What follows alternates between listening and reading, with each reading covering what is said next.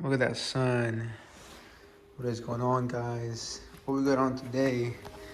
The Beat Blazers with the Carhartt pants and the vintage beat up faded Carhartt jacket.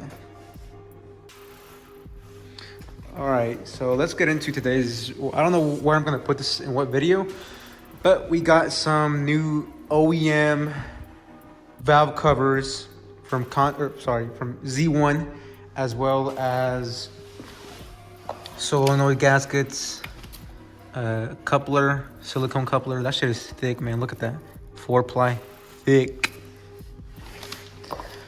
Oh yeah, as well as the valve cover gaskets, brand new OEM. So I bought cheap eBay ones for under $100. It came with the gaskets. It came with bolts. That's cool. So I'm gonna swap those bolts over to this. And it came with everything. Oil cap. The spark plug tubes started leaking. One of them out of the 6.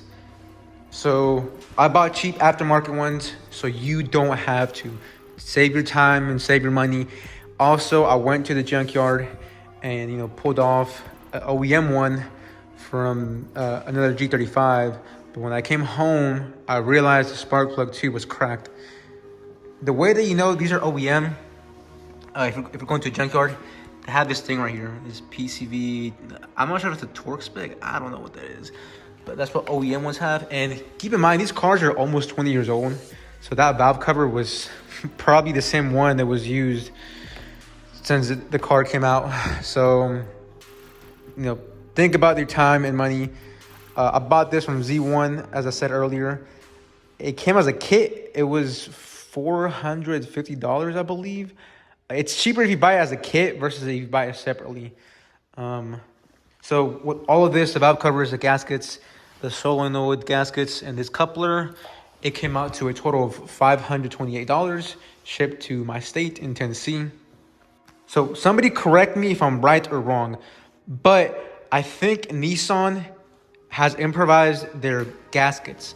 The reason why I say that is because, as you can see, I have these in here, and look, they're not falling off because they have nipples inside of them all around. If you can see the nipple right there, they have them all around, so it stays in place.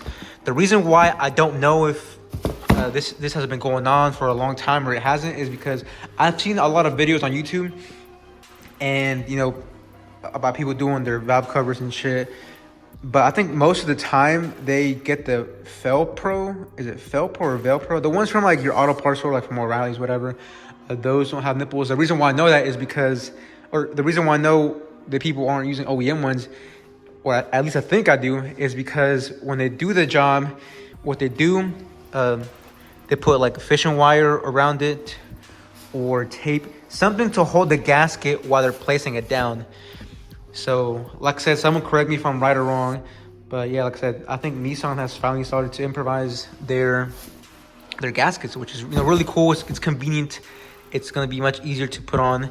But my car does have a wire tuck. If you guys aren't familiar with my channel or my car, or if you're new here,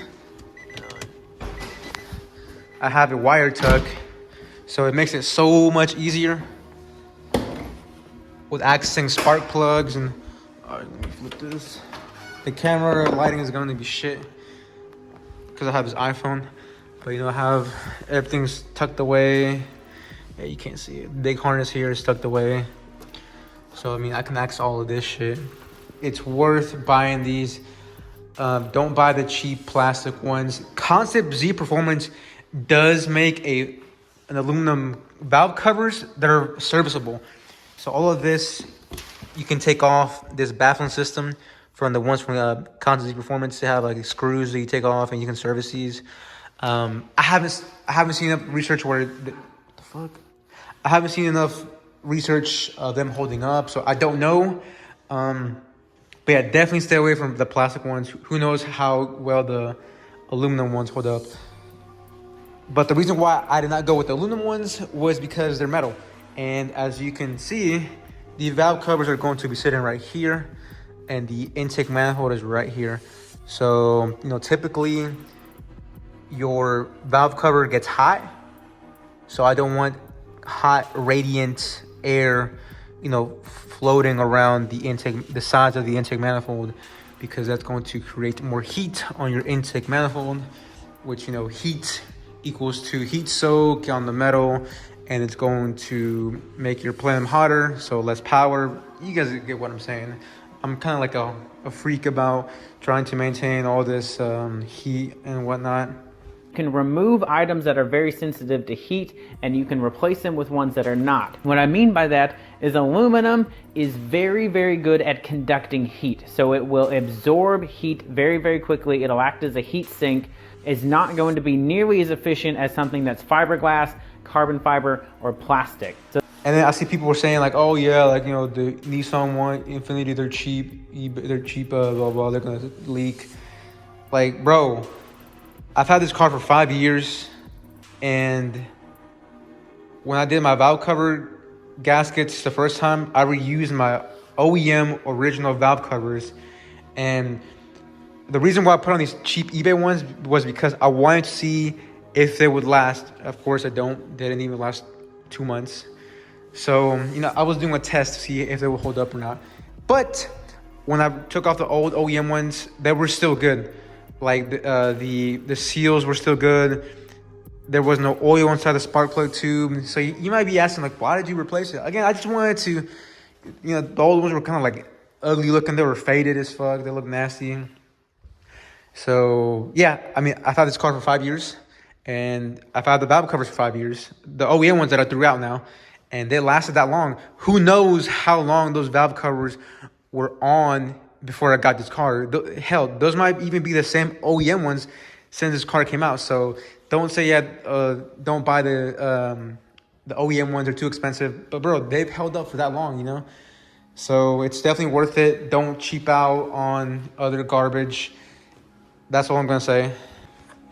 Also, for those who don't know, Z1 does offer a PayPal service of Pay in 4. So let's say you're buying something that's kind of expensive for you, like $500, $1,000. I think it might vary on the product. I don't know if you can do this on an exhaust, but they give you the option to pay in 4, which means I think every 2 weeks. Yeah, every 2 weeks you pay a certain amount.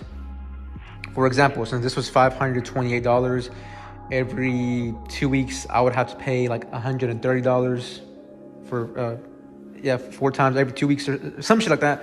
So it makes it easier for a customer to, you know, buy something where, oh, I can't spend $500 right now, but up front you'll pay like $130.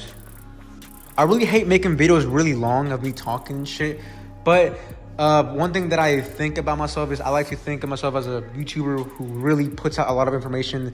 I like to explain a lot of things to you guys so you guys understand very well. So I'm not just, you know, talking my ass off about some random shit. Every second that I talk about, I want you guys to actually learn something and pick up new information, you know, and not just watch some other people who are just, I don't know, vlogging or whatnot. Now for some advice when doing your valve covers. You want to make sure that you have a clean surface before you put your gaskets. You want to make sure that you remove all the silicone that was there before. You can use a razor blade to remove the silicone, but just make sure you are scraping it off on the flat surface. Don't poke at it. You can actually use your fingernails as well to remove the silicone. This is the silicone that I like to use. It's by Permatex. It's called 90-minute gasket maker. Now you should always read your labels so you know what you're doing. You apply this and then you assemble everything back together. You tighten everything with your finger, and then after 1 hour you torque it to spec. After you torque everything to spec, now you have to wait 90 minutes before you fill it up with fluid. So this silicone isn't saying, hey, you squeeze me, I come out of the bottle and I dry in 90 minutes. Again, make sure to read your labels. This gasket maker is very convenient because you don't have to wait 24 hours as opposed to your typical silicone. Before you turn on the car or start driving it, you want to make sure that the silicone is actually fully dry.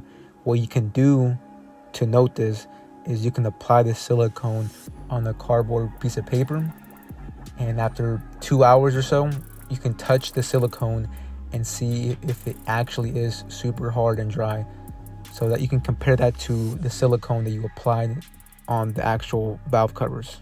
Now, everyone has their own way of adding silicone. This is how I used it. I put it on the corners where oil sits because that's where it can leak. As you can see, I put it on each side where the oil sits. Just a little bit, not too much.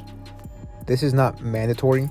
The service manual only calls for putting a bead of silicone at the front corners from corner to corner. It does not hurt to do this.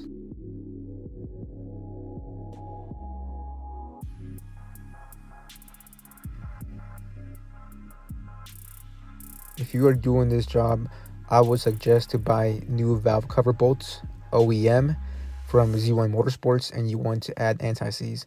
The reason why I do this is because I have seen people break their bolts when they are removing them. This might be because maybe prior to the job they were torqued too much, and with the heat it probably made it become weak. Who knows? But it's a good investment. When you are removing the bolts or assembling back together, you can use a shop towel or just a kitchen towel and put it on the bolts. What this will do is this will hold the bolt in place so you don't drop it. Anyways, that is going to be it. Check out my Instagram. Hope you guys learned something from this video. Why do I keep shaking my hands, bro? I hate that shit. I hope you guys learned something from this video. Shout out to all my VQ owners out there. You know, I'm trying to give as much helpful information as I can to everybody, so everybody can learn. You know, we're a community, help each other out. Let's see better builds out there. Let's, you know, take care of these cars better, man. Okay, I'm out. Peace.